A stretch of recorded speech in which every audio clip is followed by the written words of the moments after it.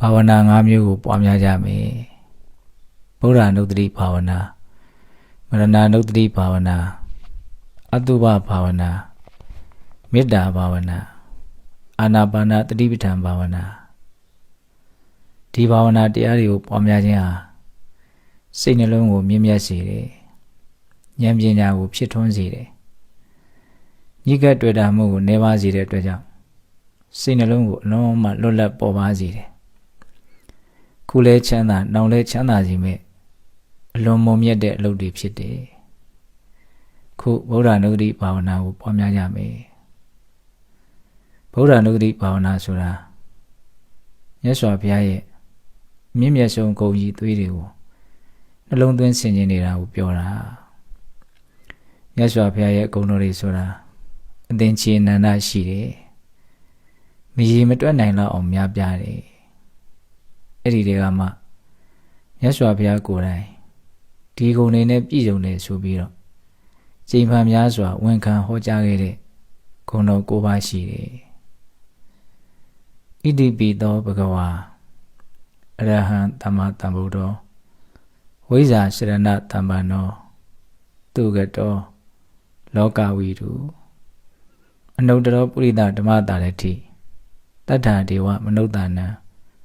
ဗုဒ္ဓောဘဂဝါဂုဏ်တော်တစ်ပါးချင်းစီကိုနှလုံးသွင်းကြည့်မယ်အရဟံကိလေသာအပူကင်း၍ငြိမ်းအေးသောစိတ်နှလုံးရှိတော်မူပါသောမြတ်စွာဘုရားကိလေသာတရားတွေဆိုတာပူစီတဲ့ညှဉ်းနှွမ်းစေတတ်တဲ့တရားစိုးတွေလူချင်းမမောမှုလောဘဖြစ်ရတာပူလောင်နေစိတ်တိုင်းမကြမှုဒေါသတွေဖြစ်ရတာပူလောင်နေဘဝခန္ဓာရဲ့အကြောင်းကိုအမှန်မသိမှုမောဟတွေနဲ့နေရတာပူလောင်နေမနာလိုမှုဝန်တိုမှုတွေဖြစ်ရတာပူလောင်နေ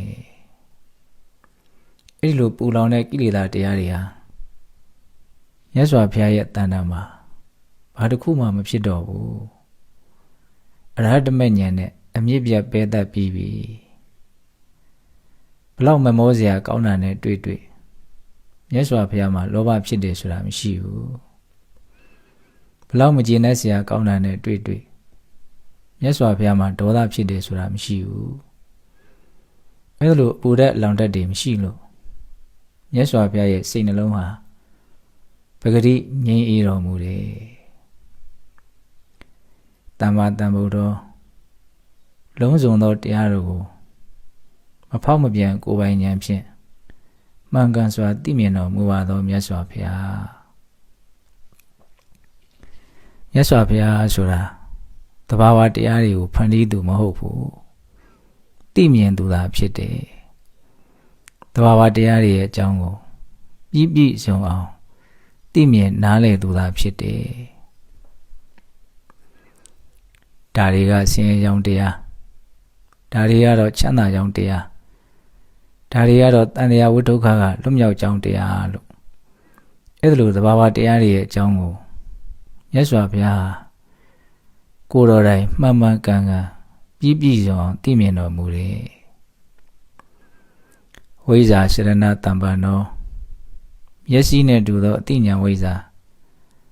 ခြေထောက်နဲ့တူသောအကျင့်စရဏတရားတို့ဖြင့်ပြည့်စုံတော်မူပါသောမြတ်စွာဘုရားလူရပန်းနိုင်ကိုရောက်ဖို့အတွက်မျက်စိနဲ့တူတဲ့အသိဉာဏ်ပညာရှိဖို့လိုသလိုခြေထောက်နဲ့တူတဲ့အကျင့်စရဏတရားနဲ့လည်းပြည့်စုံမှုလိုတယ်အသိရောအကျင့်ရောနှစ်ခုလုံးပြည့်စုံမှလူရခီးကိုရောက်နိုင်တာမြတ်စွာဘုရားဟာဝိဇ္ဇာနဲ့လည်းပြည့်စုံတော်မူတယ်စရဏတရားနဲ့လည်းပြည့်စုံတော်မူတယ်သူကတော်တတ္တဝါတို့ဟာအကျိုးများကြောင်းဟုတ်မှန်သောစကားကောင်းကိုသာမြတ်စွာတော်မူပါသောမြတ်စွာဘုရားမြတ်စွာဘုရားဟာဘုရားဖြစ်တဲ့ညကစပြီးတော့ပြိဋိဘံစံတဲ့ညထိဒီညနှစ်ညကြားမှာမြတ်စွာဘုရားပြောခဲ့တဲ့စကားတွေဟာပြောတဲ့အတိုင်းမှန်တယ်ဒါကြောင့်မြတ်စွာဘုရားဟာတထာဂတမြည်တယ်လို့မြတ်စွာဘုရားကိုယ်တိုင်ဟောခဲ့ဘူးတယ် မြတ်စွာဘုရားပြောခဲ့တဲ့စကားတွေတိုင်းဟာတတ္တဝါတွေချမ်းသာဖို့အကျိုးရှိဖို့ကြီးပဲလောကဝိတုလောကအလုံးကိုသိမြင်တော်မူပါသောမြတ်စွာဘုရား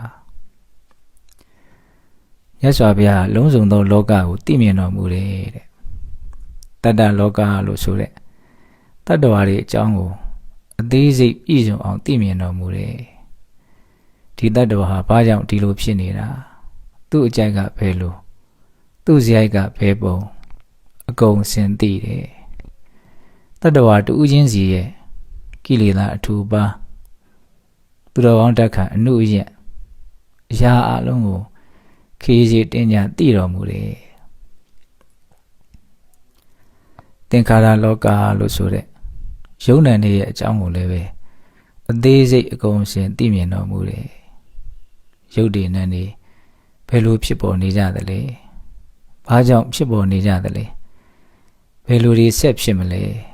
အသေးစိတ်အကုန်သိတယ်ပဋ္ဌာန်းတရားဆိုတာမြတ်စွာဘုရားဘလောက်သိတယ်လဲဆိုတာရဲ့အသက်တွေပဲဩကာသလောကလို့ဆိုတဲ့ကမ္ဘာလောကကြီးအကြောင်းကိုလည်းအကုန်စင်သိမြင်တော်မူတယ်သိတော်မူလို့စัจ java လာအနန္တလို့မြတ်စွာဘုရားဟောခဲ့တာမြတ်စွာဘုရားလောကအလုံးကိုသိမြင်တော်မူတယ်နှုတ်တော်ပုရိသဓမ္မတာရတိဆုံးမလိုက်သောတတ္တဝါတို့ကိုကိလေသာကင်းရင်ကျေးခြင်းသို့ရောက်အောင်ဆုံးမတော်မူရာ၌အတုမရှိအမျက်ဆုံးဖြစ်တော်မူပါသောမြတ်စွာဘုရားတတ္တဝါတွေကိုကောင်းမွန်ပြုပြင်နိုင်တဲ့နေရာမှာမြတ်စွာဘုရားအစွမ်းနိုင်ဆုံးပဲအတုမရှိအမျက်ဆုံးပဲຢာကဒေါသမောဟတို့ကြောင့်ရိုင်းဆိုင်နေတဲ့တတ္တဝါတွေကိုຢာကဒေါသမောဟကင်းပြီးယဉ်ကျေးခြင်းသို့ရောက်အောင်ဆုံးမတဲ့နေရာမှာမြတ်စွာဘုရားအသာဆုံးအမျက်ဆုံးပဲတတ္တာဒေဝမနုဿာနံတန်တရားခီးသောတတ္တဝါအများတို့၏ရှေးသွားခေါင်းဆောင်ကြီးဖြစ်တော်မူပါသောမြတ်စွာဘုရားတန်တရားဆိုတာဖြတ်တန်းဖို့ခက်တဲ့အလွန်ကြမ်းတမ်းတဲ့ကန္တာရခီးခဲကြီးပဲတတ္တဝါတွေဆိုတာခရီးသည်တွေပဲမြတ်စွာဘုရားဟာတတ္တဝါတွေကိုလိုရာခီးရောက်အောင်ဆောင်ကျဉ်ပေးမယ်လမ်းခီးမှာကျွမ်းကျင်လိမ့်ပါတဲ့ရှေးသွားခေါင်းဆောင်ကြီးပဲအမျက်ဆုံးဆရာကြီးပဲလမ်းခီးကိုကျွမ်းကျင်လိမ့်ပါတဲ့ရှေးသွားခေါင်းဆောင်မပါပဲခရီးသည်တွေဟာလိုရာခီးကိုဘေးကင်းရန်ကင်းရောက်ဖို့ဆိုတာမဖြစ်နိုင်ဘူးဘဝခီးချောမွေ့ဖို့တန်တရားခီးချောမွေ့ဖို့နိဗ္ဗာန်လို့ဆိုတဲ့မရောက်ဖူးတဲ့အရက်ကိုရောက်အောင်သွားတဲ့နိဗ္ဗာန်ခီးချောမွေ့ဖို့ခရီးမျိုးစုံချောမွေ့ဖို့အတွက်မြတ်စွာဘုရားရဲ့အဆုံးအမလမ်းညွှန်ချက်တွေဟာတခုတည်းသောအားကိုးရပဲဗုဒ္ဓသစ္စာလေးပါးအမှန်တရားတို့ကိုကိုယ်တိုင်လည်းသိမြင်တပါးသူတို့ဟာလေသိစေတော်မူရပါသောမြတ်စွာဘုရားယုံ nant တို့ရဲ့စင်စစ်မပြတ်ဖြစ်ပေါ်ပြောင်းလဲနေတဲ့ဒီဘဝဒီဖြစ်စဉ်ကြီးဟာဆင်းရဲမှုတသက်ကြီးပဲလို့ဘဝရဲ့ဒုက္ခသစ္စာသဘောကိုမြတ်စွာဘုရားဟာသိတော်မူတယ်လိုချင်မှုရချင်မှုဖြစ်ချင်မှုတဏှာလောဘဆိုတာဆင်းရဲခြင်းရဲ့အကြောင်းတရားအမှန်ပဲလို့လောဘရဲ့သမုဒယသစ္စာသဘောကိုသိမြင်တော်မူတယ်အဲ့ဒီလောဘကိုလည်းအကျွင်းမဲ့ပယ်တတ်တော်မူတယ်လောဘငြိမ်းခြင်းသည်ဆင်းရဲခြင်းရနိဗ္ဗာန်ပဲလို့လောဘကုန်ခန်းခြင်းရဲ့និရောဓသစ္စာသဘောကိုသိမြင်တော်မူတယ်အဲ့ဒီនិရောဓသစ္စာကိုလည်းမျက်မှောက်ပြုတော်မူတယ်တဘာဝတရားတွေရဲ့အကြောင်းကိုမှန်မှန်ကန်ကန်သိမြင်ခြင်းတမာဒိဋ္ဌိခေါင်းဆောင်တယ်မဂ်ခင်၈ပါးဆိုတာဒုက္ခငြိမ်းရာနိဗ္ဗာန်သို့ဆက်ရောက်စေတဲ့လမ်းပဲလို့မဂ်ခင်၈ပါးရဲ့ဒုက္ခငြိမ်းချောင်းလမ်းစဉ်အဖြစ်ကိုလည်းသိတော်မူတယ်အဲ့ဒီမဂ်ခင်အကျင့်ကိုလည်းပွားများပြီးဖြစ်တယ်အဲ့လိုသစ္စာလေးပါးကိုထိုးထွင်းပြီးသိတော်မူလို့မြတ်စွာဘုရားဆင်းရဲဒုက္ခအလုံးချုပ်ငြိမ်းတော်မူတယ် မြတ်စွာဘုရားဟာကိုယ်တိုင်သစ္စာလေးပါးသိပြီးဒုက္ခငြိမ်းအောင်ဆောင်ရွက်နိုင်ုံများမကဘဲနဲ့တတ္တဝါတွေကိုလည်းသစ္စာလေးပါးသိပြီးဒုက္ခငြိမ်းအောင်ဘဝတစ်လျှောက်လုံးဆောင်ရွက်တော်မူခဲ့တယ်ဘဂဝါပြုကျင့်ခဲ့သောပါရမီတော်နန္ဒတို့ကြောင့်လောကီလောကုတ္တရာကောင်းမြတ်သောဂုဏ်ဖြာဖြာတို့ဖြင့်ကောင်းစွာဂုဏ်လုံးပြည့်စုံတော်မူပါသောမြတ်စွာဘုရားလေးတင်ချင်တဲ့ကဘာတသေးမြင့်မြတ်တဲ့ပါရမီလုပ်ငန်းတွေကိုမရေတွက်နိုင်အောင်ပြုလုပ်ဖြည့်ဆည်းတော်မူခဲ့လို့ဘုရားဖြစ်မဲ့ဘဝမှာဘာမှလူလီသေးမရှိပြည့်စုံအောင်ပါရမီတရားတွေဟာဖက်ဖက်ကနေကျူးပေးကြတယ်ဒါကြောင့်မြတ်စွာဘုရားရုပ်ရည်အဖြစ်လည်းအတင့်တယ်ဆုံးဉာဏ်ပညာအဖြစ်လည်းအထက်မြတ်ဆုံးသူတော်ကောင်းတရားအဖြစ်လည်းပဲအမြင့်မားဆုံးဂုဏ်ကျက်တွေအဖြစ်လည်းအကြီးအကျယ်ဆုံးဖြစ်ရတယ်ဒါကိုပဲဘုံတော်နန္ဒကံတော်နန္ဒဉာဏ်တော်နန္ဒတကူတော်နန္ဒပါရမီတော်နန္ဒလို့ချီးကျူးပူဇော်ကြတာဘဝပေါင်းများစွာကောင်းတာတွေကိုပြည့်စုံအောင်ပြုလုပ်ခဲ့လို့ဘုရားဖြစ်တဲ့ဘဝမှာဘယ်ဘက်ကမှလူလီသေးမရှိလောကီလောကုတ္တရာခုံပေါင်းများစွာနဲ့အလျံပဲပြည့်စုံတော်မူတာအရဟံစဘဂဝါဆုံးကိုးပါးသောဂုဏ်တော်တို့နဲ့ပြည့်စုံတော်မူပါသောမြတ်စွာဘုရားကိုယုတ်တိမြတ်နိုးရှိခိုးပူဇော်ပါ၏ဘုရားမရဏနုတ္တိဘာဝနာကိုဆက်ပြီးပွားများကြမယ်မရဏနုတ္တိဘာဝနာဆိုတာသေဆုံးခြင်းသဘောကိုချိန်ဖန်များစွာနှလုံးသွင်းဆင်ခြင်နေတာကိုပြောတာဘဝရဲ့ရှင်သန်နေတဲ့သဘောလေးဟာ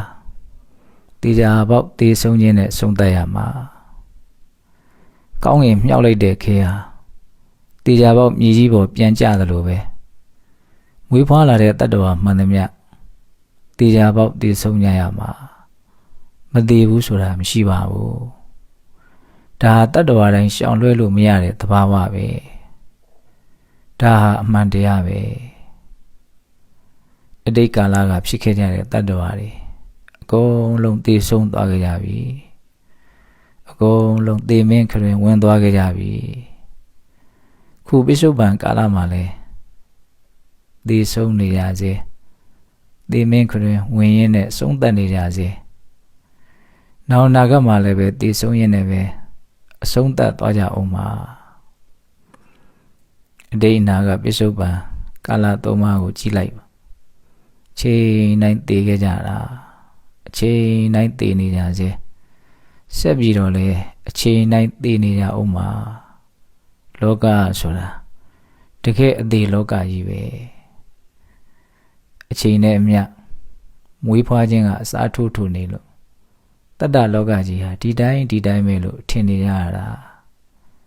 ပုံမပြတ်ပမပြတ်သွားနေတယ်လို့ထင်နေကြရတာတကယ်ကပုံမပြတ်ပမပြတ်သွားနေတာမဟုတ်ပုံပြတ်ပန်းပြတ်ဝယုံသုံးကားသွားနေကြတာနွားတတ်သမားဟာတတ်မဲ့နွားကိုနွားအုပ်ထဲကနေတကောင်ချင်းထုတ်ပြီးတတ်နေတယ်လို့ဆွေတွေမျိုးတွေချစ်သူခင်သူတွေကြည်နေတော့မှာပဲငိုကြွေးမြည်တမ်းနေတော့မှာပဲသေမင်းဟာတတ္တဝါတွေကိုတယောက်ပြီးတယောက်ယူဆောင်သွားတယ်တဲ့ချိန်တိုင်းမှာစက္ကန့်တိုင်းမှာလူတွေဟာတည်ဆုံနေကြတယ်ကိုယ့်အလဲကဘယ်ချိန်ရောက်မှလဲဘယ်ချိန်လို့အတိအကျမသိနိုင်ပေမဲ့သိကြတာကတော့အကြောင်းကုန်တဲ့ချိန်သွားကြရမှာသိခြင်းဆိုတာအလွန်မှထင်ရှားတဲ့သိဖို့လည်းအလွန်လွယ်တဲ့အမှန်တရားကြီးပါဒါပေမဲ့ဒီလောက်ထင်ရှားတဲ့ဒီလောက်သိဖို့လွယ်တဲ့အမှန်တရားကြီးကိုပဲမသိကြဘူးသိတော့လည်းအမှတ်မရကြဘူးဒါအလွန်ဆိုးတယ်မသိမှုပဲအလွန်ဆိုးတယ်မေ့လျော့မှုပဲအလွန်ထင်ရှားတဲ့မြင်ကွင်းကိုပဲမမြင်ဘူးဆိုရင်ဒီမျက်လုံးဟာအခြေအနေတော်တော်ဆိုးနေပြီသိခြင်းကိုမေ့လျော့နေတဲ့သူဟာလောဘဒေါသမောဟတွေအလွန်ကြီးလိမ့်မယ်လောဘဒေါသမောဟတွေကြီးသလောက် သူဆင်းရဲရတော့မယ်ပူလောင်ရတော့မယ်ပင်ပန်းရတော့မယ်အကျိုးမဲ့တွေနဲ့ဒုက္ခဖြစ်တော့မယ်တေခြင်းကိုအမှတ်ရပြီးဆင်ခြင်မယ်ဆိုရင်တော့လောဘဒေါသမောဟတွေနည်းလိမ့်မယ်ထိရောက်အောင်ဆင်ခြင်နိုင်မယ်ဆိုရင်လောဘဒေါသမောဟတွေကုန်ပြီးတော့ဒုက္ခတွေချုပ်ရလိမ့်မယ်စစ်မှန်တဲ့ချမ်းသာကိုရလိမ့်မယ်ငြိမ်းအေးရလိမ့်မယ်ဒါကြောင့်တေခြင်းတရားကိုဆင်ခြင်ကြည့်ကြမယ်ငါသည်မုတ်ချတေရလိမ့်မည်ငါသည်တေရမည်လူတစ်ယောက်သာဖြစ်၏ငါ၏ရှင်သန်ခြင်းသည်မမြဲငါ၏တည်ဆုံးခြင်းသည်မြဲ၏ငါသည်အချိန်မရွေးတည်နိုင်၏ငါအားမတည်နိုင်သည့်အချိန်ဟု၍မရှိသူသည်မုတ်ချတေရလိမ့်မည်သူသည်တေရမည်လူတစ်ယောက်သာဖြစ်၏သူ၏ရှင်သန်ခြင်းသည်မမြဲသူ၏တည်ဆုံးခြင်းသည်မြဲ၏သူသည်အချိန်မရွေးတည်နိုင်၏သူအားမတည်နိုင်သည့်အချိန်ဟု၍မရှိတတ္တဝါအလုံးတို့သည်မုတ်ချတေကြလိမ့်မည်တတ္တဝါအလုံးတို့သည်တေကြမည်လူတွေကြီးသာသည်တတ္တဝါအလုံးတို့၏ရှင်သန်ခြင်းသည်မမြဲတတ္တဝါအလုံးတို့၏တည်ဆုံးခြင်းသည်မြဲ၏တတ္တဝါအလုံးတို့သည်အချိန်မရွေးတည်နိုင်၏တတ္တဝါအလုံးတို့အားမတည်နိုင်သည့်အချိန်ဟု၍မရှိအဲဒါလိုတည်ခြင်းကိုဆင်ခြင်ခြင်းဟာအလွန်ကြီးမားတဲ့အကျိုးအာနိသင်ရှိတယ်။မြတ်စွာဘုရားကတည်ခြင်းကိုကြိမ်ပန်များစွာသိနေမြင်နေနှလုံးသွင်းနေမယ်ဆိုရင်ဧကန္တနေပြီတာယဘဝရဲ့ပုံမှာအမှန်မြင်ပြီးတော့ညီဝဲတဲ့ဉာဏ်ကိုရမယ်တဲ့ဝိရာဂယဘဝရဲ့ပုံမှာဆွဲမဲ့မှုတွေကင်းသွားမယ်တဲ့နိရောဓယဆွဲမဲ့မှုကြောင့်ဖြစ်ရတဲ့ဘဝဒုက္ခတွေချုပ်ငြိမ်းသွားမယ်တဲ့ဥပဒမာယနှလုံးစိတ်ဝမ်းငြိမ်းချမ်းရလိမ့်မယ်အပိညာယယုံ nant တို့ရဲ့အိဋ္ဌဒုက္ခအနတ္တသဘောတွေကိုထူးသောဉာဏ်ဖြင့်သိလိမ့်မယ်တဲ့တမ္မောဓာယသစ္စာလေးပါးအမှန်တရားကိုမဲ့ဉာဏ်ဖြင့်ထိုးထွင်းပြီးသိလိမ့်မယ်တဲ့နိဗ္ဗာန်ယသဝတ္တန္တိနိဗ္ဗာန်ချမ်းသာကိုဒီဘဝတည်းမျက်မှောက်ပြုပြီးနေနိုင်လိမ့်မယ်တဲ့ဘလောက်ကောင်းလဲတည်ခြင်းတရားကိုတဘာဝကြကြဆက်ပြီးတော့ဆင်ញင်နှလုံးသွင်းကြည့်မယ်ယန္နာမရှိတဣဣစီးသည့်မြစ်ပတ်မှာအသေးစခန်းမနာရန်လျှောက်လန်းကြသူငါတဲ့တဣဣစီးဆင်းနေတဲ့မြစ်တစ်စင်းကိုကြည့်ပါပင်လယ်ကြီးကိုသွားနေတဲ့သူခီးကိုသူဟာဘယ်ချိန်မှရက်နေတယ်ဆိုတာမရှိဘူးအချိန်နဲ့များစီးဆင်းနေတယ်အဲ့လိုပဲတတ္တဝါတွေဆိုတာတည်ခြင်းစီကိုဥတည်ပြီးသွားနေကြတဲ့ခရီးတွေပဲဓာတ်ထဲဘာမှမပူပါဘူးအဝိဇ္ဇာအာကြီးလွန်းလို့သာသူကပါငါကပါနဲ့ရှောက်ထင်နေကြတာတကယ်ကတည်ခြင်းစီကိုသွားနေကြတဲ့ခရီးတွေမြစ်ဟာပင်လယ်စီကိုသွားတဲ့သူခီးကိုဘယ်ချိန်မှမရက်တယ်လို့ပဲဒီခရီးတွေဟာလည်းတည်ခြင်းစီကိုသွားနေတဲ့သူတို့ရဲ့ခီးကိုဘယ်ချိန်မှမရက်ဘူးအချိန်တိုင်းသွားနေကြတယ်အလုပ်လုပ်ရင်လည်းသွားနေကြတယ်စကားပြောရင်လည်းသွားနေကြတယ်စဉ်းစားရင်လည်းသွားနေကြတယ်ကျိုးစွာဆိုအိပ်ပျော်နေတော့မှတောင်ဒီခီးကိုမရက်ဘူးသွားနေတယ်ဒါကြောင့်တချို့အိမ်ရင်သေနေတာမနဲ့လင်းတော့မထတော့ဘူးဒီလောက်မနာတမ်းသွားနေမှတော့ဘယ်ချိန်ရောက်မယ်သာမသိနိုင်တာပူနီးလာတယ်ဆိုတာတော့သိကြတယ်နွားသက်သမားတတ်မြည်နွားဆွဲသွားဥပမာတေဝါဌာနညင်းမရသွားရချိန်တိုင်းသာတဲ့ဒီဥမာကပို့ပြီးတော့တောင်ထိတ်လန့်စရာကောင်းနွားသက်သမားနွားကိုတတ်မလို့တတ်မဲ့နေရာကိုဆွဲသွားတယ်အဲ့ဒီနွားရဲ့ခြေလန်းတိုင်းဟာတလန်းထက်တလန်းအသက်ခံရခြင်းနဲ့ပူနီးတယ်အဲ့လိုပဲတတ္တဝါတွေရဲ့တည်ဆုံးခြင်းဟာတစ်ချိန်နဲ့တစ်ချိန်ပူနီးတယ် နွားသားတမတက်မြည်နွားဆွဲသွားဥပမာတေယာဌာနညင်းမရသွားရချိန်နိုင်တာသွားမှန်တိတိမတိတိရောက်မြည်မြန်မကြ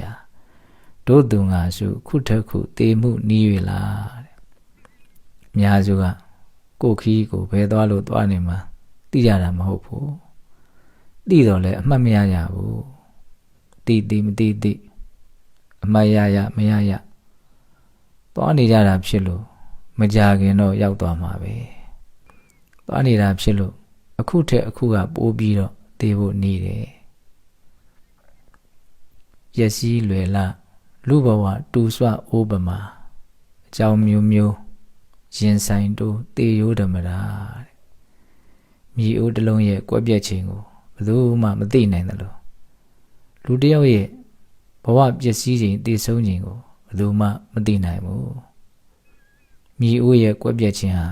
အချိန်မရွေးဖြစ်နိုင်တယ်လို့ဘဝရဲ့သေဆုံးခြင်းဟာလည်းအချိန်မရွေးဖြစ်နိုင်တယ်အမျိုးမျိုးသောအကြောင်းကြောင့်ဘဝခန္ဓာပျက်စီးသွားနိုင်တယ်အတုပဘာဝနာကိုဆက်ပြီးတော့ပွားများကြည့်ကြမယ်အတုပဘာဝနာဆိုတာမိမိခန္ဓာသူတစ်ပါးခန္ဓာတို့ရဲ့မတင့်တယ်မှုရွှန်ရှားဆက်စုပ်ဖွယ်ကောင်းမှုအနတ်မကောင်းမှုတွေကိုကြိမ်ဖန်များစွာနှလုံးသွင်းဆင်ခြင်နေတာကိုပြောတာမြတ်စွာဘုရားကဒီယုတ်ကာယကြီးရဲ့တဘာဝကိုအမှန်သိပြီးနေနေတဲ့ကာယကတ္တတတိကိုပွားများနေရင်နိဗ္ဗာန်ချမ်းသာကိုသုံးဆောင်နေခြင်းပဲလို့တောင်းဟောတာကိုယ်ခန္ဓာကြီးရဲ့သဘောအမှန်တွေကိုအမှန်တိုင်းသိပြီးနေရတာဟာဘလောက်မွန်မြတ်လဲဘလောက်ငြိမ်းအေးလဲဘလောက်ချမ်းသာလဲဆိုတာကိုအဲ့ဒီစကားကိုကြည်ရင်ဖြင့်သိနိုင်တယ်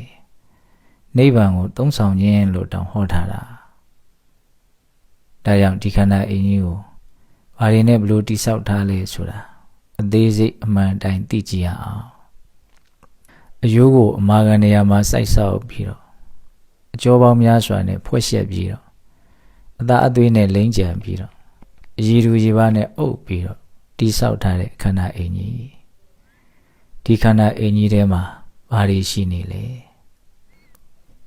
ဥကောင်းကိုကြီးထဲမှာအုံနောက်တွေအပြည့်ရှိနေတယ်စိတ်ကူးနဲ့မြင်ကြည့်ပါမြင်တာနဲ့မမြင်တာမတူပါဘူးအလွန်ကွာခြားတယ်ငါကောင်းထဲမှာအုံနောက်တွေရှိနေတယ်ဆိုတာကိုသိနေပါအမှတ်ရနေပါ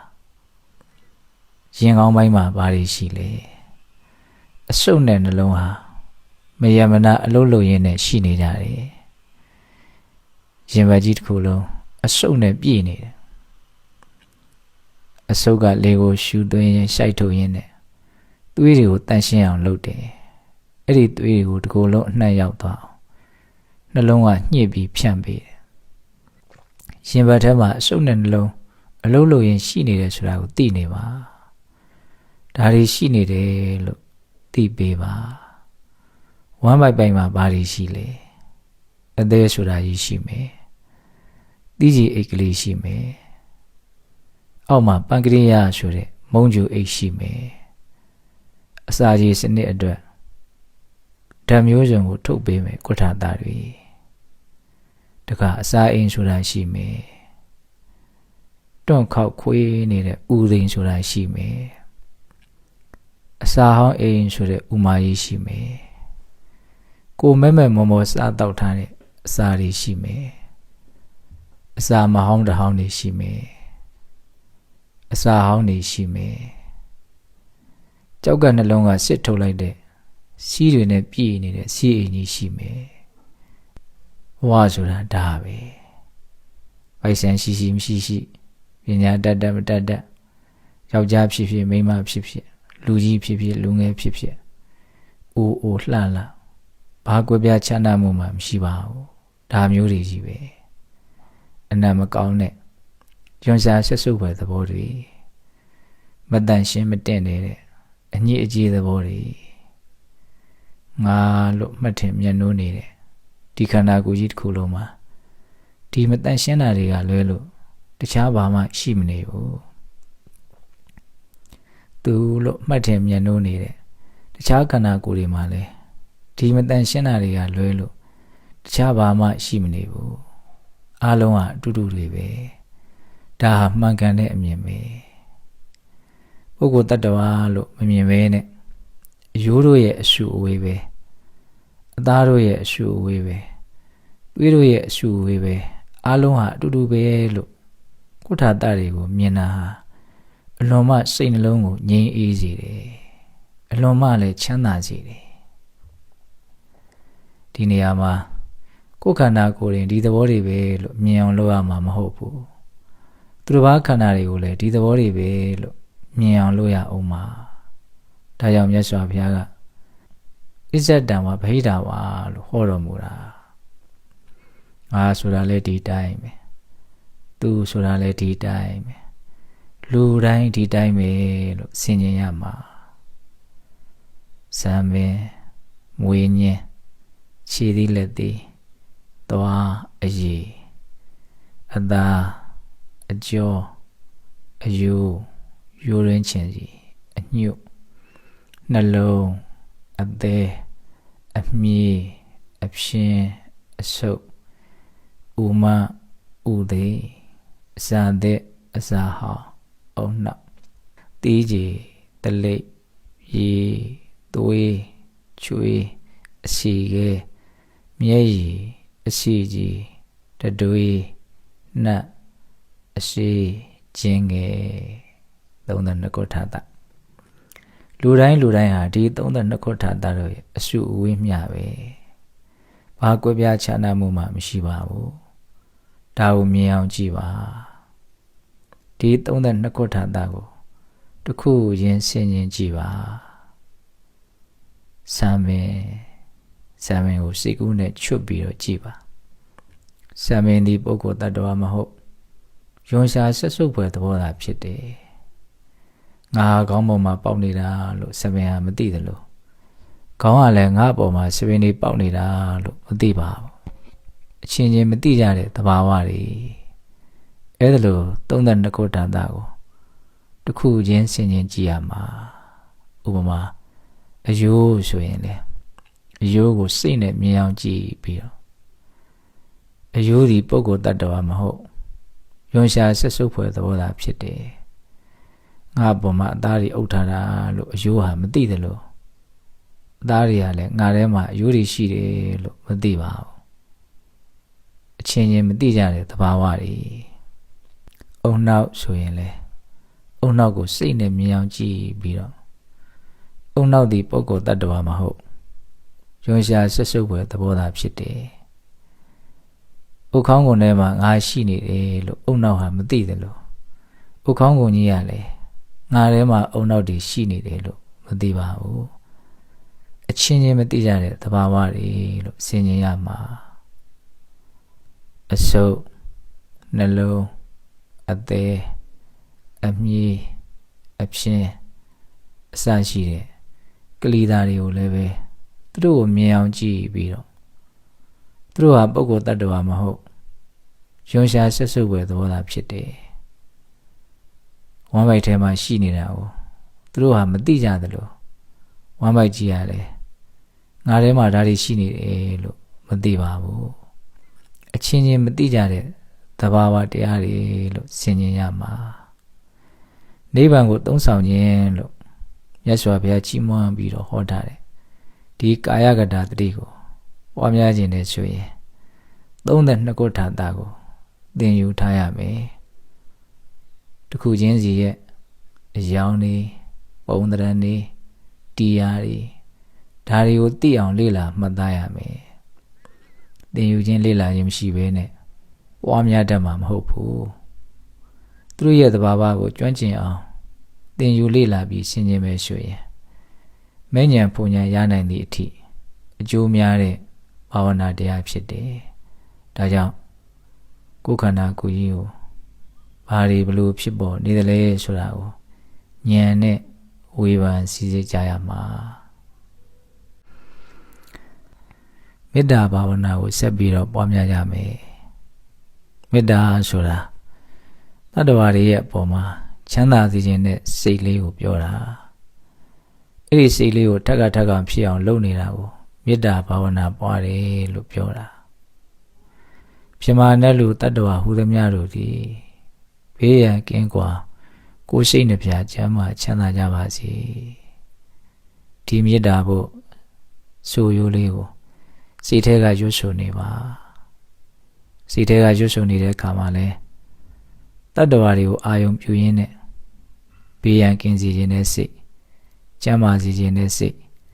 ချမ်းသာစေခြင်းနဲ့စိတ်တည်ထားပြီးတော့ရွတ်ဆိုပါပြမနဲ့လူတတ္တဝါဟူသည်များတို့သည်ဘေးရန်ကင်းကွာကိုယ်စိတ်နှပြချမ်းသာချမ်းသာကြပါစေပြမတွေနတ်တွေလူတွေအပေပုံသားတတ္တဝါတွေတရားဝမှန်သမျှဘေးရန်ကင်းကြပါစေဘာဘေးအန္တရာယ်မှမကြောက်ရောက်ကြပါစေနဲ့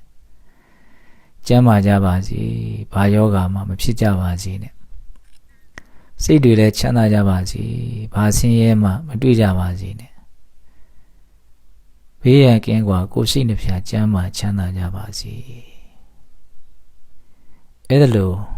တတ္တဝါတွေပေါ်မှာချမ်းသာစေခြင်းနဲ့မေတ္တာစိတ်ထားကိုစိတ်ထဲကကြိမ်ပါများစွာရွတ်ဆိုပြီးတော့ပွားများနေပါဒီမေတ္တာဘာဝနာဟာလည်းအလွန်မှအကျိုးကြီးမားလို့မြတ်စွာဘုရားကပွားများကြဖို့ကြိမ်ပါများစွာတိုက်တွန်းခဲ့တယ်ယဟန်တို့ကောင်းမှုကိုမကြောက်ကြနဲ့ကောင်းမှုဆိုတာချမ်းသာဒုက္ခရဲ့နာမည်ဖြစ်တယ်အဲ့လိုအမိန့်ရှိပြီးတော့ဘယ်ကောင်းမှုကိုပြုခိုင်းလဲဆိုတော့မေတ္တာဘာဝနာကောင်းမှုကိုပြုခိုင်းတယ်တခုသောဘဝကဘုရားလောင်းဟာမေတ္တာဘာဝနာကို9နှစ်တိုင်ပွားများခဲ့တယ်တဲ့တည်တဲ့အခါကျတော့အဲ့ဒီမေတ္တာရဲ့အစွမ်းကြောင့်ပြမဘဝနဲ့ကဘာများစွာနေရတယ်တဲ့ပြီးတော့အဲ့ဒီမေတ္တာစိတ်ရဲ့အရှိန်ကြောင့်ပဲတရားမင်း36ကြိမ်ဖြစ်တယ်တဲ့ယရနာ9ပါးနဲ့ပြည့်စုံတဲ့စကြဝဠာမင်းဘဝအကျဉ်းတရားမကဖြစ်တယ်တဲ့ဒါကြောင့်ချမ်းသာခြင်းကောင်းမှုတွေဖြစ်အောင်လုပ်ရမှာကောင်းတဲ့စိတ်တွေဖြစ်အောင်လုပ်ရမှာကောင်းတဲ့စိတ်တွေထဲမှာခုပွားများနေတဲ့မေတ္တာစိတ်ဟာအလွန်မှအာနုဘော်ကြီးတယ်အလွန်မှအကျိုးလည်းများတယ်မေတ္တာအကျိုး17မျိုးဆိုတာအလွန်မှထင်ရှားပါတယ်အိမ်နိုးချမ်းသာကောင်းစွာအိမ်မက်ချစ်လျက်လူနတ်စောင့်လက်နတ်များစိတ်မီဓာတို့ရှောင်ရှားကိုမှာလျင်စွာစိတ်တည်ရွှင်ကြည်မျက်နာတေကာမတွေ့လားလေပြမဆက်တဖြာသည်မေတ္တာပွားမှုအကျိုးတွေတဲ့မေတ္တာသုံးပါးမြတ်စွာဘုရားဟောထားတဲ့နိလန်တိုင်းမေတ္တာတရားပွားများကြည့်ကြမယ်မင်းဝန်စတော်ဘုရားကြီးရဲ့မေတ္တာတုတ်ကိုမှီးပြီးတော့ရေးထားတဲ့မေတ္တာဖို့လင်္ကာလေးကလည်းအလွန်ကောင်းတယ်ချမ်းသာစေခြင်းနဲ့စိတ်ကလေးထားပြီးပွားများကြည့်ပါမေတ္တာစိတ်တွေထပ်ထပ်ဖြစ်အောင်လုပ်တာကိုမေတ္တာပွားတယ်လို့ပြောတာနားထောင်ရင်းနဲ့ပွားများကြည့်ပါလုံးစုံများစွာတတ္တဝါချမ်းသာကိုယ်စိတ်မြဲပါစေဥပယံဘေးကင်းစင်ဝေးငြိမ်းအေးကြပါစေကြောက်တတ်မကြောက်တတ်နှစ်ရများစွာတတ္တဝါပုရုဇဉ်သောတာပန်တဂရကံပုဂ္ဂိုလ်တွေကကြောက်တတ်တဲ့တတ္တဝါတွေ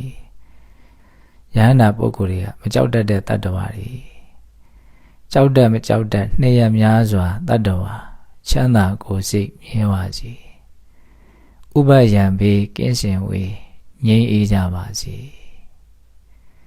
မြင်အပ်မမြင်အပ်နှစ်ရများစွာတတ္တဝါချမ်းသာကိုယ်စိတ်မြဲပါစေဥပယံဘေးကင်းစင်ဝေးငြိမ်းအေးကြပါစေဝေးနေနီးနေနှစ်ထွေများစွာတတ္တဝါချမ်းသာကိုယ်စိတ်မြဲပါစေဥပယံဘေးကင်းစင်ဝေး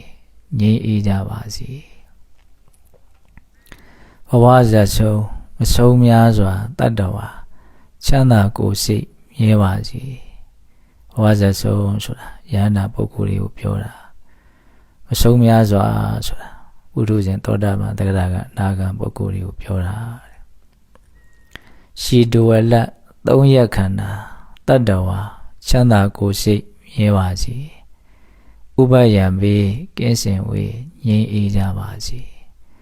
ကြီးငယ်အလတ်သုံးရက်ခန္ဓာတတ္တဝါချမ်းသာကိုယ်စိတ်မြဲပါစေဥပယံဘေးကင်းစင်ဝေးငြိမ်းအေးကြပါစေရှုကြုံအလတ်သုံးရက်ခန္ဓာတတ္တဝါ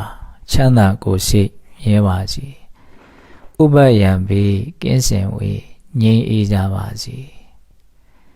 လူဝဲချင်းချင်းလက်ပတ်ချင်းကင်းရှင်းကြပါစေအထင်သေးခြင်းအချင်းချင်းကင်းရှင်းကြပါစေဆင်းရဲလိုခြင်းအချင်းချင်းကင်းရှင်းကြပါစေနောက်ထပ်အရက်မျက်နှာအလိုက်ပိုင်းခြားပြီးတော့မေတ္တာပွားရအောင်မယ်ရှိရ၌ရှိသောအာလုံးသောတတ္တဝါတွေဘေးရန်ခတ်သိမ်းငြိမ်းကြပါစေဒေါသခတ်သိမ်းငြိမ်းကြပါစေဆင်းရဲခတ်သိမ်းငြိမ်းကြပါစေနှလုံးစိတ်ဝမ်းအေးချမ်းကြပါစေအနောက်ရ၌ရှိသောအာလုံးသောတတ္တဝါတွေဘေးရန်ခတ်သိမ်းငြိမ်းကြပါစေဒေါသခတ်သိမ်းငြိမ်းကြပါစေဆင်းရဲခတ်သိမ်းငြိမ်းကြပါစေနှလုံးစိတ်ဝမ်းအေးချမ်းကြပါစေမြောက်ရ၌ရှိသောအာလုံးသောတတ္တဝါတွေဘေးရန်ခတ်သိမ်းငြိမ်းကြပါစေဒေါသခတ်သိမ်းငြိမ်းကြပါစေဆင်းရဲခတ်သိမ်းငြိမ်းကြပါစေနှလုံးစိတ်ဝမ်းအေးချမ်းကြပါစေ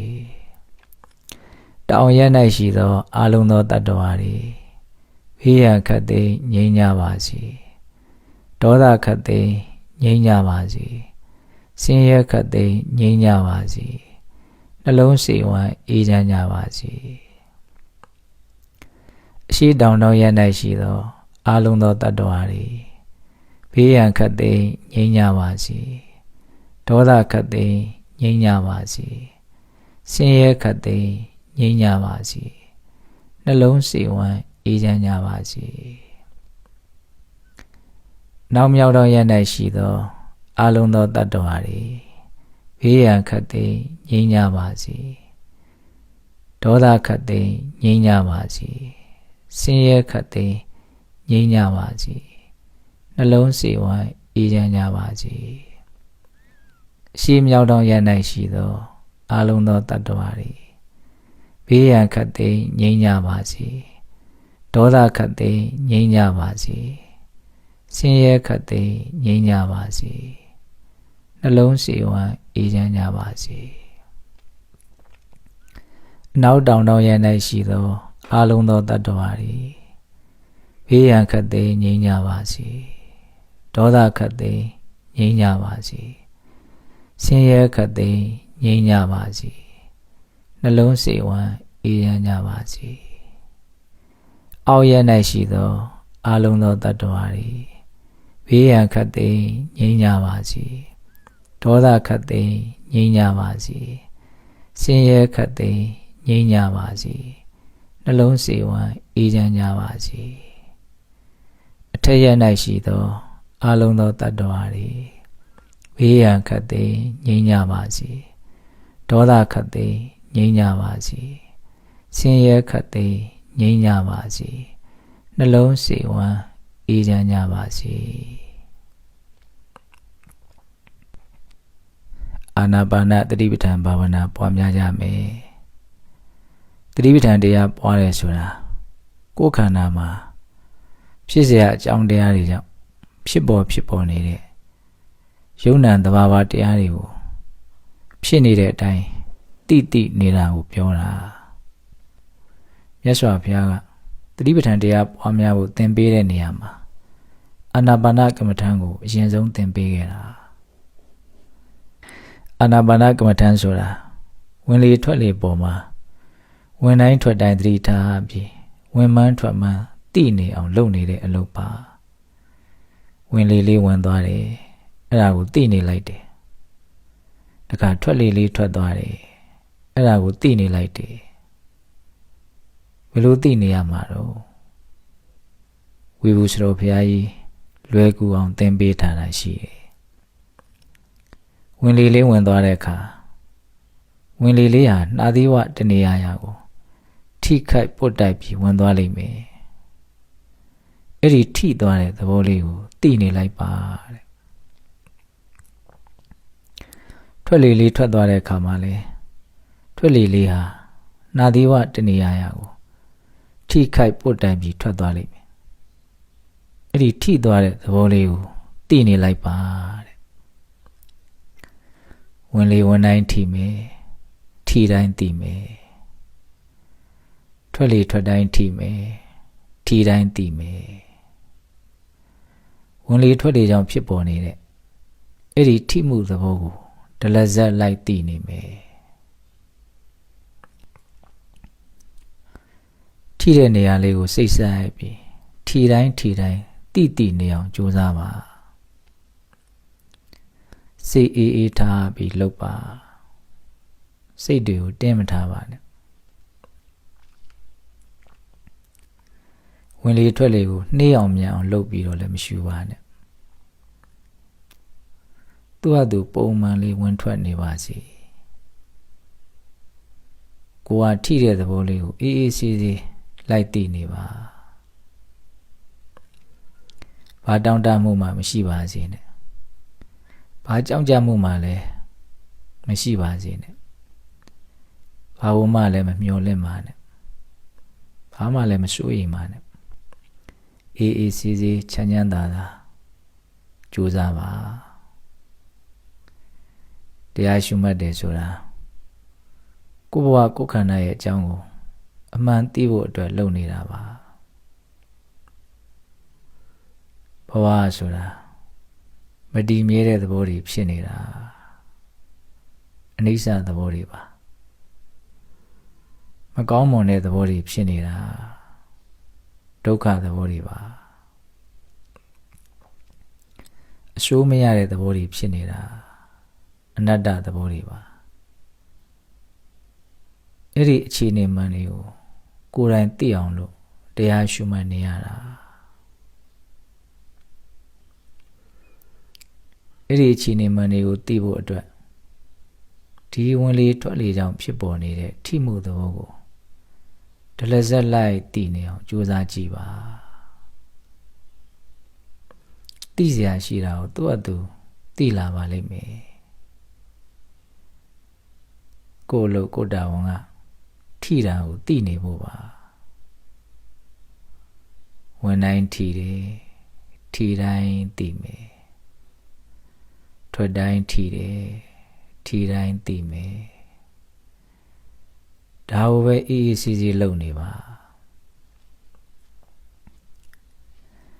ထိတာရုပ်တဘာဝပါသိတာနာမ်တဘာဝပါယုံနာသဘောတွေပဲဖြစ်ပေါ်နေတာပါပုဂ္ဂိုလ်တ attva မရှိပါလားယုံနာသဘာဝတရားတတ်ပဲဖြစ်ပေါ်နေတာပါလားဆိုတာဘယ်သူမှမေးစရာမလိုပါဘူးကိုယ့်ဟာကိုယ်သိလာပါလိမ့်မယ်ကိုယ့်အလုပ်ကထိတာကိုသာထိတိုင်းမမေးမလျော့သိနေအောင်ကြိုးစားနေဖို့ပါသိစရာရှိတာသူ့အတူသိသွားမှာပါသိကျင်လိုက်တာလို့လဲဆန္ဒတွေစောပြီးမမျှော်ပါနဲ့အားလုံးဟာအကြောင်းအကျိုးသဘောတွေကြီးပါကိုကသိကျင်လို့သိတဲ့အရာတွေမှမဟုတ်တာသိစရာအကြောင်းရှိမှသိအောင်လုပ်မှသိတာကိုကသိကျင်သည်ဖြစ်စေမသိကျင်သည်ဖြစ်စေသိစရာအကြောင်းတရားကိုလုပ်နေရင်သူ့အတူသိသွားမှာပဲသိစရာအကြောင်းတရားဆိုတာ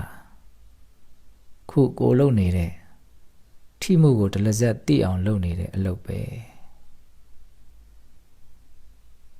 အဲ့ဒီအလုပ်ကိုလုပ်နေခြင်းကိုကအသိဉာဏ်ဖြစ်ပေါ်လာခြင်းရဲ့အကြောင်းတရားပဲ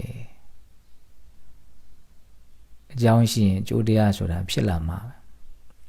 ပဲမဖြစ်ပါနဲ့ဆိုလို့တော့မရဘူးကိုကသာထိတာကိုတတိပြီးတတိဒလဇက်သိနေအောင်သာကြိုးစား ပုဂ္ဂိုလ်တ attva သဘောမပါတဲ့ရုပ်တည်နာနေပဲဖြစ်ပေါ်နေတာပါလားဆိုတဲ့နာမရူပပရိစ္ဆေဒဉာဏ်အတိကိုရလာမှာပဲဒီသဘာဝတရားတွေဟာအကြောင်းအကျိုးသဘောတွေပါလားဆိုတာကိုလည်းသိလာမှာပဲပိစိယပရိက္ခဉာဏ်ပေါ့အမှန်ကိုသိရင်သိသလောက်စိတ်ဟာငြိမ်းအေးလာမှာပဲချမ်းသာလာမှာပဲဒုက္ခပညာယပฏิလာဘောလို့မြတ်စွာဘုရားဟောထားတာပဲဘဝခန္ဓာရဲ့အကြောင်းကိုအမှန်သိခြင်းဟာချမ်းသာတယ်တဲ့ဒါပေမဲ့တရားလုပ်နေတဲ့အချိန်မှာတော့အသိဉာဏ်ကိုရခြင်းလိုက်တာချမ်းသာခြင်းလိုက်တာဆိုတာတွေမလာပါစေနဲ့ကိုကကိုယ်အလုပ်ကိုလုပ်နေဖို့ပဲကိုယ်အလုပ်ကပါလဲဝင်တိုင်းထီတိုင်းသိဖို့ပါထွက်တိုင်းထီတိုင်းသိဖို့ပါတရားမှတ်တဲ့လူဆိုတာကိုယ်တောင်ကဘာလဲဆိုတာကိုသိဖို့လိုတယ်ဆင်းရဲငြိမ်းချမ်းချမ်းသာကြောင်းဒီလံကောင်းတရားတွေကိုဟောဖို့ရကမြတ်စွာဘုရားရဲ့တာဝန်တဲ့ဟုတ်တာပေါ့ဘုရားမှာပဲမှန်မှန်ကန်ကန်အကုန်စင်သိနိုင်တာကိုမြတ်စွာဘုရားဟောတဲ့အတိုင်းလုပ်ဖို့လေ့ကျင့်မှုကချမ်းသာခြင်းရတဲ့တာဝကတွေရဲ့တာဝန်တဲ့ချမ်းသာခြင်းဆိုတဲ့အကျိုးရလဒ်ကြီးကိုပေးဖို့ကြတော့သူတော်ကောင်းတရားရဲ့တာဝန်တဲ့ဘလောက်တဘာဝကြတော့ချမ်းသာဖို့ကဘုရားတာဝန်လည်းမဟုတ်ဘူးကိုယ်တာဝန်လည်းမဟုတ်ဘူးတရားရဲ့တာဝန်တဲ့အဲ့ဒီတော့ကိုယ်တာဝန်ကိုကြည်ပြောင်းလုပ်ဖို့ပဲကိုယ်တာဝန်ကထိတံကိုတည်နေဖို့ပါဒါကြောင့်ကိုယ်အလုပ်ကိုသာဒီဇိုင်းမတ်လုပ်နေဖို့ပါမလေးလက်စေပါနဲ့ဝင်တိုင်းထီတယ်ထီတိုင်းသိပါထွက်တိုင်းထီတယ်ထီတိုင်းသိပါထီမှုထင်ရှားအောင်ဆိုပြီးတော့လေကိုပြင်းပြီးတော့မရှူပါနဲ့သူပုံမှန်ဝင်ထွက်နေလို့ဖြစ်နေတဲ့ထီမှုလေးကိုပဲသိနေအောင်အားစိုက်ပါနှုံးညံ့သိမ်မွေးတာလေးကိုသိနိုင်အောင်ပိုကြိုးစားပါ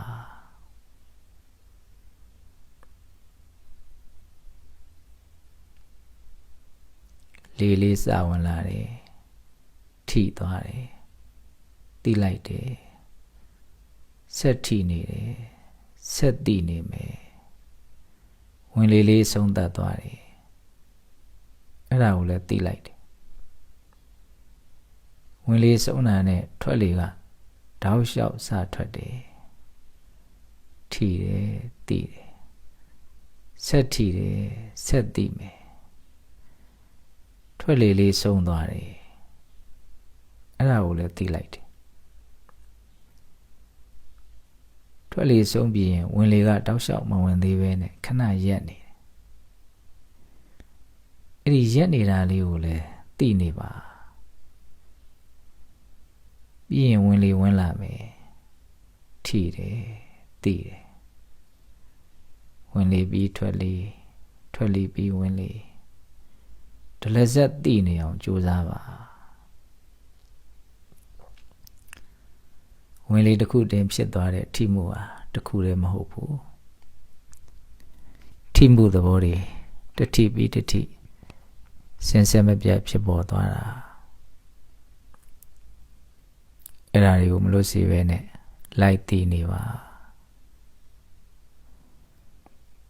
ထွက်လေတစ်ခုအတွင်းမှာဖြစ်ပေါ်သွားတဲ့ထိမှုဟာလည်းတစ်ခုတည်းမဟုတ်ဘူးထိမှုသဘောတွေတစ်ထိပြီးတစ်ထိစင်ဆက်မပြတ်ဖြစ်ပေါ်သွားတာအဲ့ဒါကိုလည်းအကုန်အသေးစိတ်လိုက်တည်ပါတတိပြီးတတိဖြစ်ပေါ်ပြောင်းလဲနေတဲ့ရုပ်တဘာဝတွေ တတိပြီးတတိဖြစ်ပေါ်ပြောင်းလဲနေတဲ့နံသဘာဝတွေ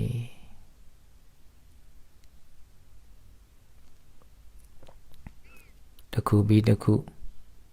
တသဘောပြီးတသဘောတရိပ်ရိပ်ပျောက်ကွယ်သွားနေတာကိုသူ့လိုသိလိမ့်မယ်တဘွားနဲ့ဒလဇက်ဖြစ်ပြီးဒလဇက်ပဲချုပ်ပြောက်လိုက်နေတာ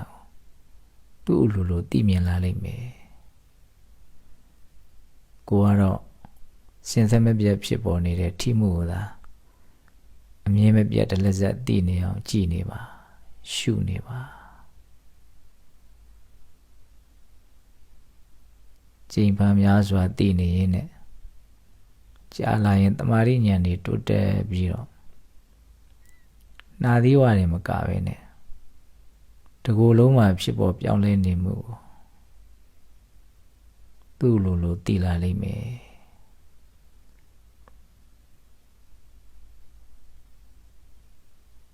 တရိပ်တရွရွဖြစ်ပေါ်ပြောင်းလဲနေတဲ့သဘောတွေကိုသူ့လိုမြင်လာလိမ့်မယ်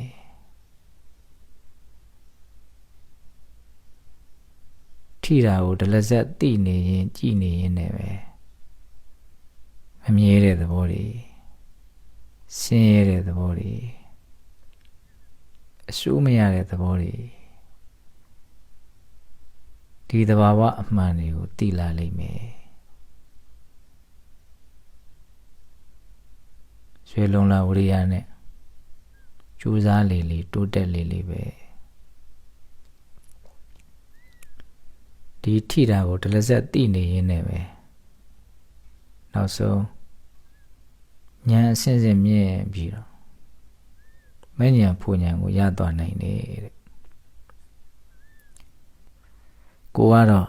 ထိတာကိုသိနေရုံပါပဲအာယုံစိုက်ပြီးကြိုးစားပါသိရရှိတာတွေသူ့အလိုသိသွားမှာပါ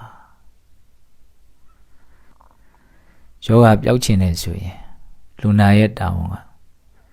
ဆေးကိုယ်ထဲရောက်အောင်လုပ်ဖို့ပါယောဂကိုဖေရှားတဲ့အလုပ်ကိုဆေးကလုပ်သွားမှာပါယောဂကိုဖယ်နိုင်ရင်ဖယ်နိုင်သလောက်သက်သာတဲ့အကျိုးရလဒ်ထွက်လာမှာလူနာကလူနာအလုပ်လူနာလုပ်ရင်